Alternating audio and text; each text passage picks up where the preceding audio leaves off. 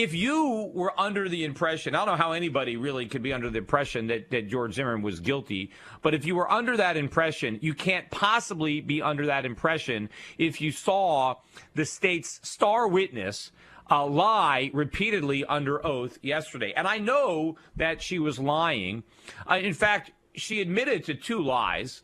During the testimony. One, she lied about her age. She told people she was 16 under oath, but she was 18. She did it because it was convenient, because she thought it would be better for her to be a minor. She also lied about why she didn't go to Trayvon's funeral. She claimed that she went to the hospital when now she claims it was just because she didn't want to see the body. But the defense has already shown that she lies when she has a good reason. Now, she probably has a good reason to lie in this case. I think personally that her parents, the parents of Trayvon Martin, put her up to this. I think they know that she's lying. In fact, if you look at their faces while she's testifying, you can see how nervous they are when they watch her testify. They're afraid that she might let the truth come out. But I'm going to actually go over this testimony. You can see for yourself, why she's lying.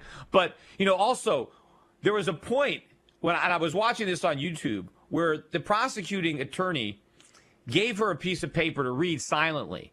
And I watched the expression on her face as she stared at this piece of paper.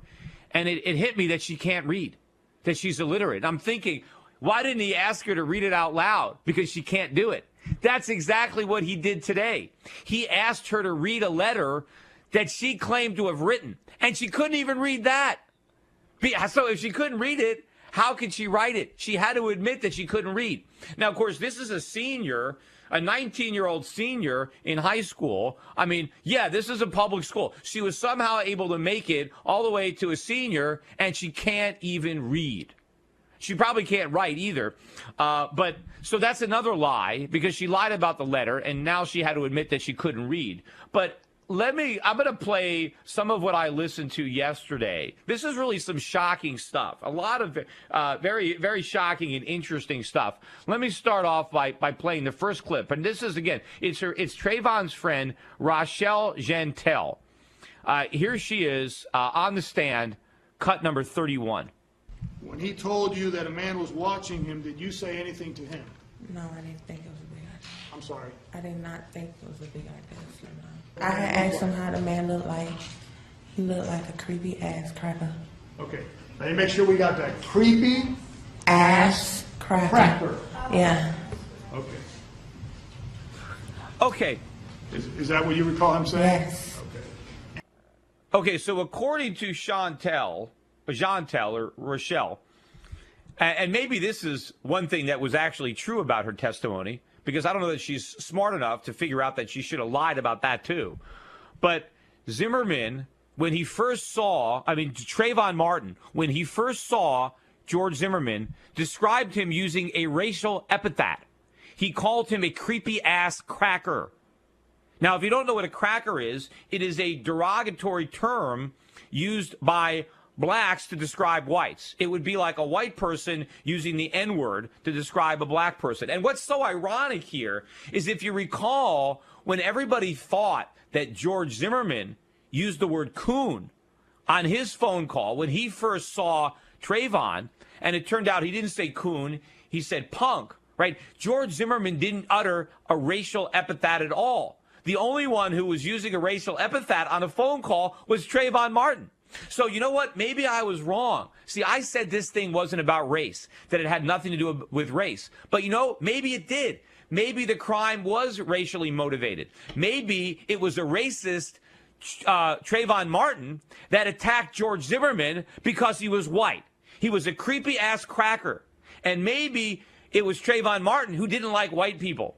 And maybe that's why he decided to attack and beat up George Zimmerman, because he's the only one that used a racial epithet. Now, let's see. Is this going to be a big outcry because he used a racial epithet? Maybe this is a hate crime. Maybe Trayvon Martin beat up George Zimmerman out of hatred, out of racism. After all, he used a racial epithet to describe him, a creepy ass cracker. Now imagine if George Zimmerman had referred to Trayvon as a badass N-word or something like that, right? It would be all over. You see, he was a racist. Well, maybe Trayvon Martin was the racist, but that's separate. Has nothing to do with this witness lying. So let me continue to play this so I can show you how I'm 100% positive that this person is lying on the stand under oath and should be charged with perjury. But anyway, let's hear, this is some more. This is cut number 32. Did Mr. Martin say the guy kept looking at him? Yeah, and then he just told me he just wanted to try to lose him. Okay. But I start walking back home, because I rain calm a little bit down. Okay. So Mr. Martin told you he was going to try to lose the man? Yeah, but I start walking home. Okay. And did you say anything to him? Nah, we're just talking, and then he's told me the man following him now. Okay. Yeah. The man kept. Okay, so here, according to this witness, Trayvon was trying to lose Zimmerman. He was trying to get away, and he couldn't. Why? He couldn't outrun this guy. He's a football player. He's lean. He's an athletic kid. He can't outrun George Zimmerman. I mean, I know Zimmerman wasn't as fat as he is now, but I can't believe for an instant that if Trayvon Martin was really trying to get away from George Zimmerman, that he couldn't have done it. But somehow, according to this witness, Trayvon Martin was trying to outrun George Zimmerman, but he just couldn't shake him. He was right there, and no matter what he did, he couldn't avoid him. Now, I don't believe that happened for 1 second. Now, there's not for 1 second do I believe that Trayvon Martin told her that he was trying to get away. But again, she has to try to create their narrative that George Zimmerman was stalking him, chasing him, following him. So she's trying to give testimony that would lend support to their theory, even though it's a lie. Because anyone with a brain can figure out that if Trayvon Martin wanted to elude George Zimmerman, he could have done it. He could have run. He could have gotten back to his house and been back in his house before George Zimmerman could have got anywhere near him. So let me go back to this testimony so we can continue to dissect it. The next cut is number 33. Play it now. And then he said, still following me now. That is still following me now. That he's still following him? Yes. Okay, did he use a word to describe that? Let's go slowly. Now is still following me. Okay. Now, the word that was bleeped out is the N-word. So now he's not calling George Zimmerman a cracker anymore, according to the witness. He's now calling him by the N-word, which is interesting because the only person then to use that epithet in a phone call was Trayvon Martin, not George Zimmerman. And, I guess that were, blacks is certainly probably, inner city kids like Trayvon. They use that word, prolifically. Probably every sentence out of his mouth or every other sentence contains that word. And of course, white people like me, we're not allowed to use that word, even in a conversation where I'm just trying to describe it, like right now. Obviously, if I were to use that word, I'm not being a racist. I'm just mentioning the word, but I can't even speak it. Yet guys like Trayvon or his friend here can use it superfluously. They can use it, like just like I use the or a. It's like their main vocabulary word. But again, it's funny that it was Trayvon that used that word in a phone call, not George Zimmerman. But again, here's some more lies from this witness. And again, according to the witness, he's still trying to get away from George Zimmerman. He hasn't been able to do it. He wants to get away. You have a 5'11", 158-pound football player, thin, athletic guy, saying he can't get away. He's trying his best to get away from George Zimmerman, and he just can't shake him. That is incredible right there. And I wish the prosecuting attorney would hammer on these points. He's not doing it. Here, cut number 34. Okay, tell us what happened then. And then I say, Trayvon. And then he said, why are you following me for? And then I heard a hard breath man come and say, what you doing around here? Okay. Wait, no. And then I say, Trayvon, and then he said, why are you following me for? And then I heard a hard breathing man say, what you doing around here? A hard-breathing man saying, what you doing around here? Okay, let me interrupt you. Is what you just told us a conversation that you're having with Trayvon or Trayvon's having with somebody else? What happened to someone else? Okay, that's what you're hearing. Yeah. Okay. Right. So very conveniently, according to this witness, and of course, when she originally spoke about this incident, she didn't have this recollection, but she's saying that she heard Trayvon ask this guy politely, "What are you following me for?" He was being very polite, and he decided to say, "What are you following me for? What are you following me for?" Again, to try to corroborate the narrative that the prosecution is trying to tell, that George Zimmerman was the aggressor. And so I believe she's been coached to say that Trayvon said, "Why are you following me? What are you following me for?" Right? I don't believe he said that for a second. I don't believe that George Zimmerman would be that polite. I don't believe that he was trying to get away from him. But to the extent that he was approaching him, I don't believe he would politely ask him, "What are you following me for?" But again, here's a little bit more. Here's more of this. Cut number 35. What happened then? Then I start hearing grass sound and wet grass sound. What do you mean you heard grass sound? Like grass, wet grass. Okay. Then what happened? And then I was calling Trayvon, and then I started hearing a little bit of Trayvon saying, get off. It's crap. Okay, let me stop you a second. You heard a grass sound and then you said something. What did you say? I was trying to say Trayvon, what's going on? And what did you hear? Trayvon, I kind of heard Trayvon saying, get off. Then what did you hear? And then a second later, the phone hung up. The home shut off. Okay.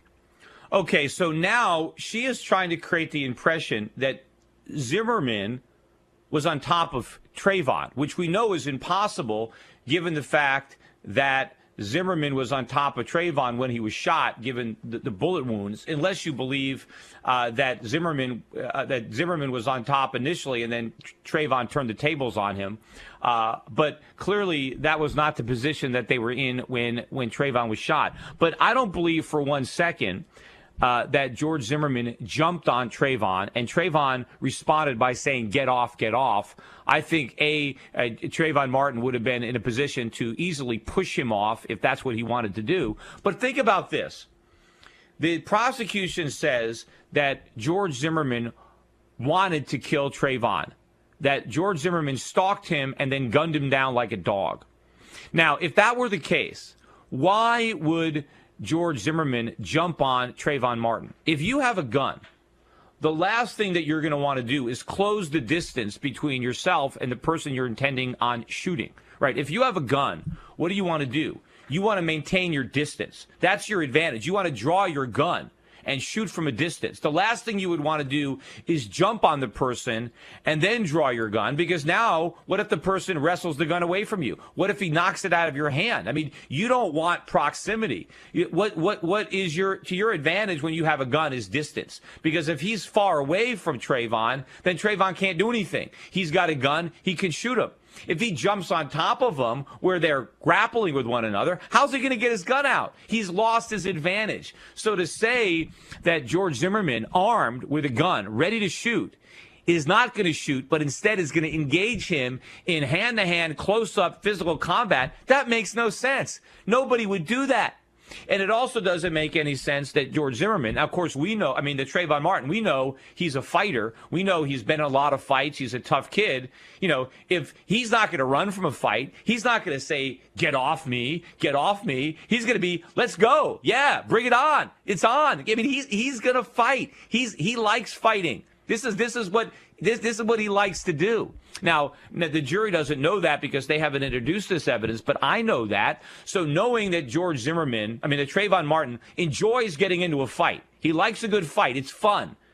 He's not going to respond to a fight by saying, get off me, like he's a little boy. Get off, please get off. Oh, no, please, mister, don't hurt me. He is going to kick the crap out of this guy. And, of course, a guy with a gun is not going to jump on somebody when he could just draw his gun and shoot him. And I just got two more clips we're going to play from the George Zimmerman trial. And I think pretty much after we've heard these clips and we know for sure that the star witnesses is in fact lying, I think we pretty much realize that George Zimmerman is innocent, and there's really not much more to say. Okay, and I think that the prosecution ultimately is going to regret having put this woman up on the stand, but they needed her. That was their only case. They needed somebody to lie and pretend that George Zimmerman was the aggressor. But I think it's going to backfire because it's so obvious that their star witness is lying. And I'm going to play these next two clips, and you'll understand why.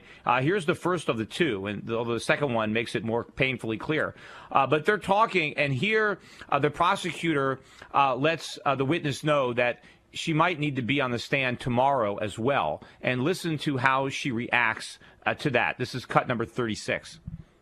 Have you had a chance to read there, line 18 through line 23? Objections to line 23, improper, doesn't repeat the whole answer that she gave. The answer actually goes through. Take as much time as you want. Read the whole thing if you want. Remember, she can't read. Maybe we can break until the morning if that would be No. I'm leaving down today. What's that? I'm sorry. I'm leaving today. Nope. Are you refusing to come back tomorrow? To you? Are you refusing to come? We need to keep this a question and answer about her testimony. And the other matters dealing with scheduling, I will make that decision. So in other words, he says that we can finish tomorrow. So it's taking her a long time to read because she can't read. She doesn't want to admit that, but she admitted it today. But in any event, when he says we can finish it in the morning, she says kind of under her breath, no, I'm leaving town tonight. I can't be here tomorrow. She can't be there tomorrow? I mean, she's the star witness in the case, and she's not even going to be in town more than one day? How could that be? The truth of the matter is, this witness does not want to be there. And here's more proof that she doesn't want to be here. Listen to what she says when she finds out that she might have to be on the stand for another 2 hours. Listen to this cut number 37. May we break for the day, Judge? Any objections? I'd like to continue, but I defer to the court. But How much more time do you think that you need to finish your cross? Well, I certainly wouldn't. I don't know for sure. I would think we should plan on at least a couple of hours. What? Excuse me, please be quiet. Ladies and gentlemen, we're going to break for the evening. Everybody still remain seated, including you, Ms. Jeantel. Please remain seated. All right. During the overnight recess, That's enough of that. We don't need any more you of the cut. So if you heard that scream, what? The witness, upon hearing that she might have to devote 2 more hours of her life to getting justice for her childhood friend, the person who she was the last person, as she said many, many times, the last person to speak to Trayvon Martin before, in her mind, he was savagely murdered by George Zimmerman. And she's the star witness that potentially can get justice for Trayvon, put Trayvon's killer in jail. And when she hears that she might have to devote 2 additional hours of her very important life, she screams out in disbelief, "What?" And if you look at the expression on her face, she is annoyed. She is angered. This is a person who does not want to be in that witness stand. Now think about this. Why wouldn't she want to be there? If she really did hear what she heard, if she is being honest and telling the truth, and she really believes that George Zimmerman stalked and murdered her friend, there's no place she would rather be than in that courtroom, in that witness stand, telling the truth to the jury to bring justice for her friend and to put his killer behind bars. Instead, she is annoyed. She doesn't want to be there. She wants to get out of that chair as quickly as possible. She is pissed off that she's there. Now, the only explanation for that is because she's not telling the truth. She's not there to get justice for Trayvon. Maybe she's there to do a favor for Trayvon's parents. Maybe it helps their lawsuit. Maybe she's trying to do a favor or do her part in what she thinks is the right thing for civil rights or who knows what. But she doesn't want to be there. She thinks she's doing everybody a favor. That's why she has the attitude that she does. Right? Because she's not there for justice. She's there for some other reason, and it's pissing her off that she's there. And the other reason that she's upset is she knows the more time she spends on the stand, the more likely it is that people are going to realize she's lying. So she wants to get in and out of there as quickly as she can. Now, I've heard, I haven't seen any of her testimony today, but I've heard that her demeanor is 180% different. Maybe the lawyers got together with her and they were doing damage control, and so now she's acting like a different person because they realized how this was playing with the jury. Because it was obvious to me that she didn't want to be there. And what I'm thinking is, why doesn't she want to be here? Again, the only explanation for her attitude is that she's lying and she's not telling the truth. And that's why she doesn't want to be there. Because if she really heard what she claimed she heard, she would be there for weeks. She would be there for months. That's where I would want to be if one of my best friends was murdered and I was the star witness and I was the only one that had the truth. There is no place in the world I would rather be than on that witness stand telling the truth. As often as I could. I don't care. You want to take a day, you want to take a week, you want to take a month. I am right here. I'm not going anywhere. The truth is coming out. Instead, she's already got her bags packed. She's out the door. She is pissed as hell that she's got to be there. That is not a witness who is telling the truth. That is a witness who is lying and doesn't want to get caught and wants to get out of town as quickly as she can. Let me go to the phones. Robert calling in. He's in Long Island, New York. Robert, you up? Hi, Peter. Thanks for taking my call. On the Zimmerman case, I was just thinking that today, when they question that witness, we're going to find out if Zimmerman's lawyer is incompetent or maybe is even being creatively incompetent. You know, if he doesn't question him about some of the things you've been talking about, well, then maybe somebody had a chat with that lawyer. Well, I don't know. I mean, I've had a lot of experience with lawyers, and almost every time I've been in a courtroom with a lawyer, I've always concluded that I could have done a better job myself.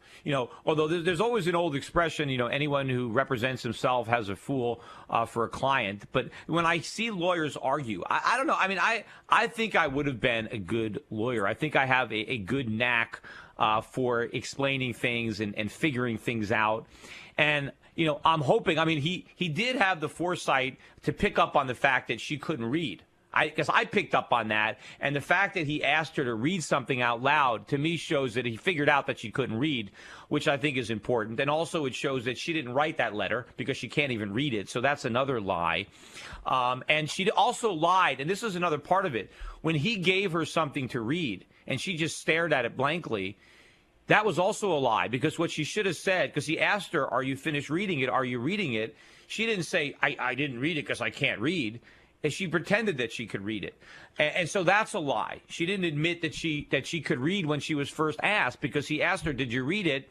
And, she said, yes, obviously she didn't. That's why at the time I wanted him to say, could you read it out loud, please? Because I could tell that I didn't think she could read. And again, it's not because I'm racist and just assuming that she's black and so she can't read. I was looking at her face. I was looking at the expression on her face as she stared at this piece of paper in absolute wonderment, like, what the hell is on it? Right? That's what it looked like to me.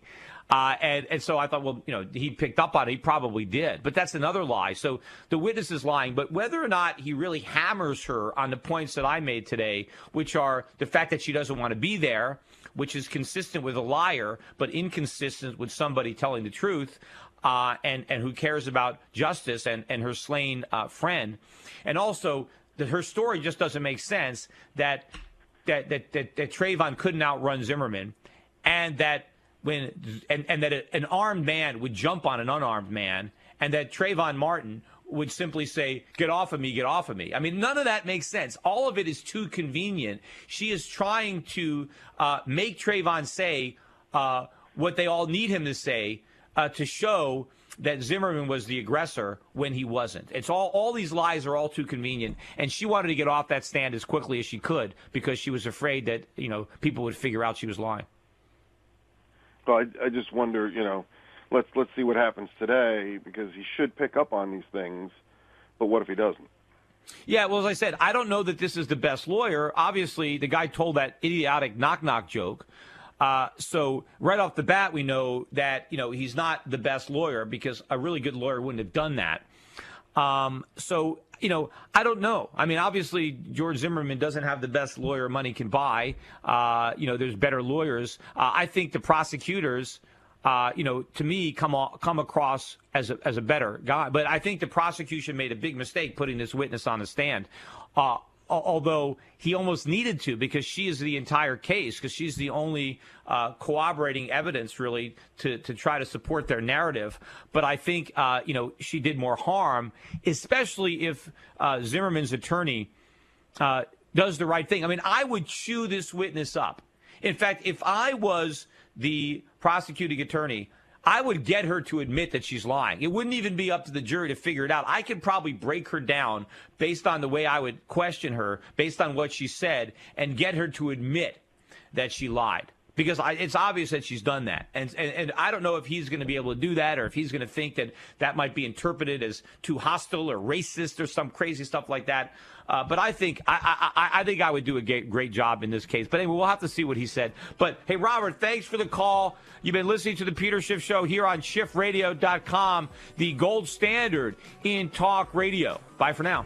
Sitting in a train, going down there, going where, going to nowhere. I'm sitting in a train.